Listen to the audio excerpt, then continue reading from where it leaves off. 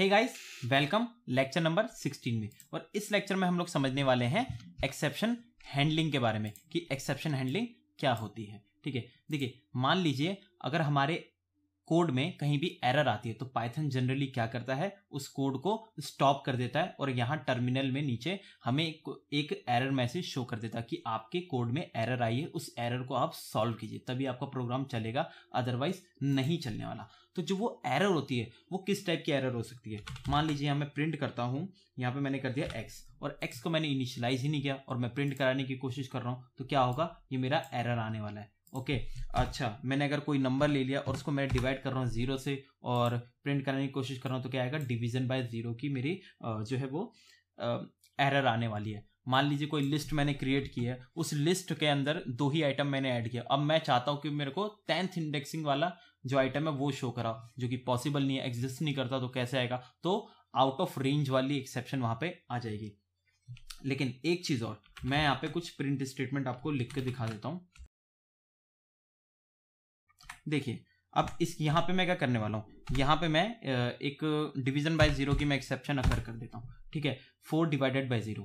अब पाइथन क्या करने वाला है, Python line by line code को जो है वो एग्जीक्यूट करेगा। पहले ये वाली लाइन एग्जीक्यूट कर देगा, फिर ये वाली, फिर जैसे ही यहाँ पर ये देखेगा 4 डिवाइडेड बाय 0 है जो कि डिवीजन बाय 0 वाली एक्सेप्शन है, तो ये पूरा कोड ही स्टॉप कर देगा, जबकि नीचे की जो लाइनें हैं 2 वो बिल्कुल सही हैं। ठीक है, मैं आपको दिखाता हूँ।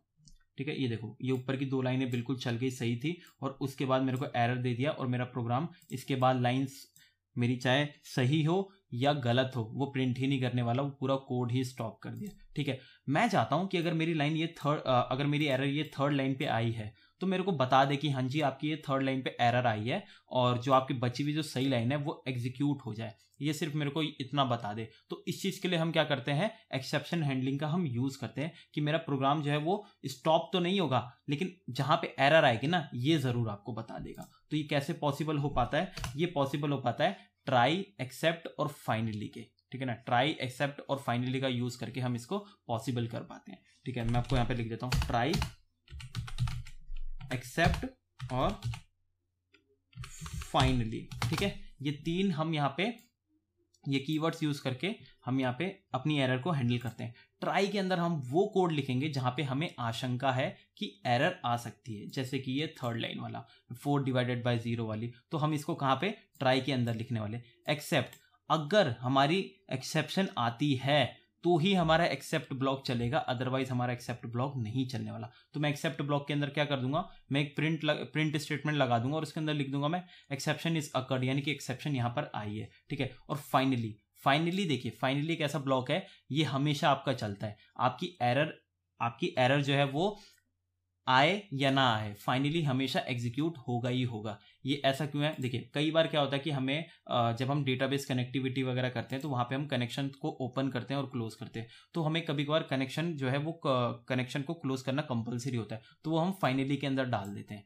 ठीक है, इस चीज के लिए क्या है कि फाइनली को ऐसा बनाया गया है कि एरर आए या ना आए, अगर आपने फाइनली लगाया है तो एग्जीक्यूट होगा ही होगा। तो हम क्या करते हैं, काम करते हैं, ट्राई और एक्सेप्ट को हम यहाँ पे यूज करके देखते हैं। ठीक है, तो मैं काम करता हूं, देखिए मैं यहाँ पे 3rd लाइन पे कोई एरर जनरेट करता हूं, तो सबसे पहले मैं ट्राई लगा देता हूं। ये मैंने ट्राई एक ब्लॉक बनाया, ब्लॉक कैसे बनाएंगे, यहाँ पे कॉलन लगा के एंटर। ठीक है, यहाँ पे मैं क्या प्रिंट कर देता हूँ, मैं पे प्रिंट कर देता हूँ 4 डिवाइडेड बाय 0, ये यहाँ पे एरर आने वाली मेरे को पता है। अब मैं ट्राई से बाहर आ जाता हूँ। ठीक है, अब मैं ट्राई से बाहर आ गया, अब मैं यहाँ पे एक्सेप्ट लगा देता हूँ। एक्सेप्ट मैंने क्यों लगाया, क्योंकि यहीं पे ही अगर एरर आती है तो मेरा एक्सेप्ट वाला ब्लॉक चलेगा। और यहाँ पे मैं क्या करने वाला हूँ, यहाँ पे मैं एक प्रिंट स्टेटमेंट लगाने वाला हूँ जहां पे आएगा एक्सेप्शन इज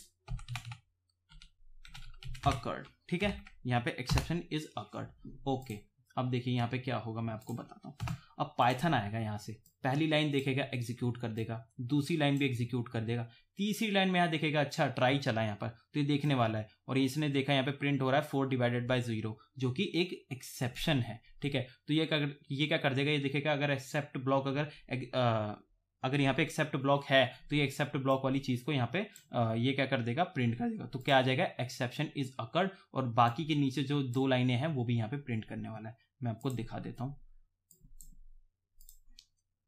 ये देखो ये ऊपर की 2 लाइनें हो गई और यहाँ पे एरर है तो मेरे को बता दिया एक्सेप्शन इज अकर्ड, और बाकी नीचे की जो 2 लाइनें हैं वो भी यहाँ पे चल गई। मान लीजिए अगर यहाँ पे कोई एरर नहीं आती, ठीक है, यहाँ पे कोई एरर नहीं आती, ये तो कोई एरर नहीं है, ठीक है, तो ये क्या करने वाला है, ये इस लाइन को क्या कर देगा, एग्जीक्यूट कर देगा। अब एक्सेप्ट वाला जो मेरा ब्लॉक है वो नहीं चलने वाला। अब यहाँ पे कोई एरर नहीं है तो प्रिंट कर देगा।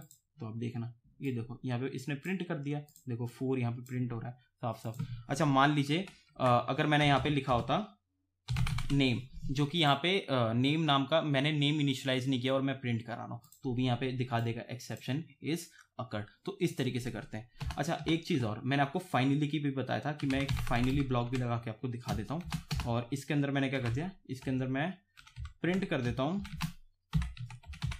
कंप्लीट, ठीक है ना, मैंने यहाँ पे कंप्लीट यहाँ पे प्रिंट कर दिया। मैंने आपको बताया एक्सेप्शन आए या ना आए ये हमेशा है एग्जीक्यूट होगा ही होगा। तो अभी क्या है, एक्सेप्शन आ रही है, तो देखना ये देखो यहाँ पे दिख रहा है कंप्लीट। मान लो यहाँ पे एक्सेप्शन नहीं होती तो क्या होता, यहाँ पे मैंने 5 लिख दिया जो कि अब एक्सेप्शन नहीं है। तो अब देखना ये देखो 5 यहाँ पे प्रिंट कर दिया और कंप्लीट भी चल रहा है। तो मैंने आपको बताया फाइनली हमेशा चलेगा ही चलेगा, ठीक है। तो इस तरीके से हम एक्सेप्शन को हैंडल करते हैं, ठीक है। चलिए अब बात करते हैं नेम एरर की। नेम एरर की बात करते हैं। देखिए मैंने यहाँ पे मैं कोई एक वेरिएबल मैंने यहाँ पे ले लिया, एक मैं वेर वेरिएबल ले लेता हूँ, ठीक है, और इसको मैं प्रिंट करा देता हूँ। तो यहाँ पे कौन सी एरर आ रही है, देखो यहाँ पे एक नेम एरर आती है, ठीक है। तो इस नेम एरर को स्पेशली हम अलग तरीके से हम इसको हैंडल करा सकते हैं। कैसे, मैं आपको दिखाता हूँ। तो इसको मेरे को कहाँ पे लिखना पड़ेगा, ट्राई ब्लॉक में लिखना पड़ेगा। क्यों, क्योंकि यहाँ पे जो है वो एरर आ रही है, ठीक है। ये इंडेंटेशन का प्रॉब्लम ना आ जाए, हाँ जी अब नहीं आने वाला, ठीक है। और यहाँ में एक एक्सेप्ट यहाँ पे मैं ब्लॉक बना लेता हूँ, और यहाँ पे मैं क्या करने वाला हूँ, यहाँ पे मैं प्रिंट स्टेटमेंट बना लेता हूँ। यहाँ पे मैं लिख देता हूँ एक्सेप्शन इज अकर्ड, ठीक है ना, अकर्ड, एक्सेप्शन इज अकर्ड, ठीक है। और मैं यहाँ पे रन करा देता हूँ, तो यहाँ पे एक्सेप्शन इज अकर्ड आ रही है, ठीक है। लेकिन मैं चाहता हूँ कि ये स्पेशली या ये कौन सी एरर है, नेम एरर है। तो मैं चाहता हूँ कि अगर नेम एरर अगर आती है तो ही मेरे को नेम एरर वाला एक स्पेशल एक ब्लॉक बना दे और उसे एग्जीक्यूट कराए। मैं आपको समझाता हूँ, ठीक है। यहाँ पे मैं एक और एक्सेप्ट बनाता हूँ, ठीक है, और यहाँ पे मैं कर देता हूँ कैपिटल NA, और ये मेरे को इंटेलिजेंस में सजेस्ट कर दिया नेम एरर, ठीक है ना। और यहाँ पे मैं कॉलन लगा के एंटर करता हूँ। अब मैं यहाँ पे प्रिंट कराता हूँ, क्या, यहाँ पे मैंने प्रिंट करा दिया और यहाँ पे मैं लिख देता हूँ नेम एरर, ठीक है। अब देखिए पहले क्या होता था, नेम एरर, पहले नेम एरर आ रही थी, पहले जो एरर आ रही थी वहां पे क्या कर रहा था, एक्सेप्शन इज अकर्ड कर दे रहा था, ठीक है। लेकिन अब ये वाला ये एक्सेप्ट जो वाला ब्लॉक है, ये वाला एक्सेप्ट वाला ब्लॉक ये एग्जीक्यूट करेगा। मैं आपको दिखाता हूँ, ठीक है, नेम एरर।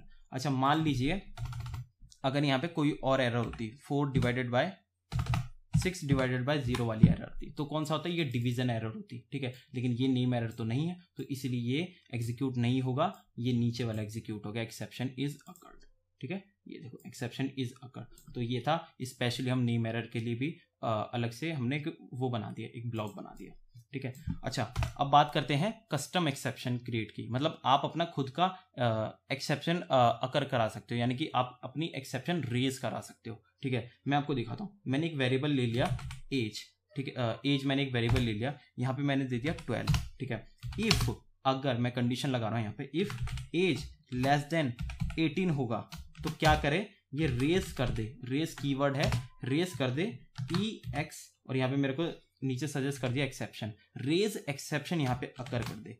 और इसके अंदर ये क्या लिख दे, मैंने क्या किया, मैंने इससे पूछा कि अगर एज लेस देन 18 होगी तो यहाँ पे एक्सेप्शन क्या आकर कर दे, नॉट टू वोट। आप वोट नहीं कर सकते, जिसकी एज 18 से कम होगी वो वोट नहीं कर सकता, ठीक है। तो आप देखना यहाँ पे एरर आएगी, ये देखो नॉट टू वोट। मान लीजिए एज 18 से ज्यादा होती तो 56 होती, तो क्या होता, ये देखिए यहाँ पे कुछ भी नहीं आ रहा। क्यों, क्योंकि ये किसी भी तरीके की एरर नहीं है। तो हमने यहाँ पे क्या किया, हमने अपनी मर्जी से यहाँ पे एरर जनरेट करे, जो कि ये किसी टाइप की एरर नहीं थी, ये कोई एरर नहीं था, ये हमने अपना कस्टम अपने तरीके से हमने एरर क्रिएट करी है, और हम यहाँ पे इसको यहाँ पे हैंडल भी करा रहे हैं, ठीक है। तो एक्सेप्शन हैंडलिंग में सिर्फ इतना ही। अब मिलते हैं नेक्स्ट लेक्चर में, तब तक के लिए थैंक यू।